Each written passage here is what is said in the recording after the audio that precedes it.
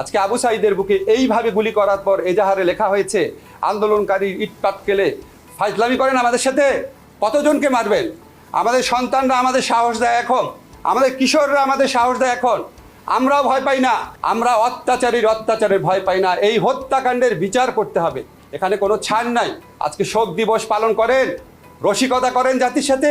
নাশকতার জন্য 10,000 20,000 গ্রেফতার করেছেন, 2.5 লক্ষ বলে আসামি, সম্ভবত শুধু ঢাকা শহরে। হত্যা মামলায় কয়জনকে গ্রেফতার করেছেন?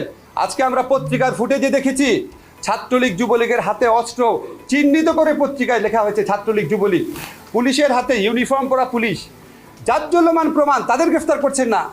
নাশকতা কে করেছে কোনো ফুটেজ তো দেখি নাই, ভিন্ন মতের দলের নেতার তো নির্দেশ দেখি নাই নাশকতা করো। হতে পারে ওনারা জড়িত আছে, কিন্তু এর কোনো প্রমাণ নাই এখনো। প্রমাণের আগেই 1000 গ্রেফতার করে ফেলেছেন। আর যেটা জাজ্জল্যমান প্রমাণ, মানুষের জীবন সম্পদের চেয়ে অনেক বেশি ইম্পর্টেন্ট।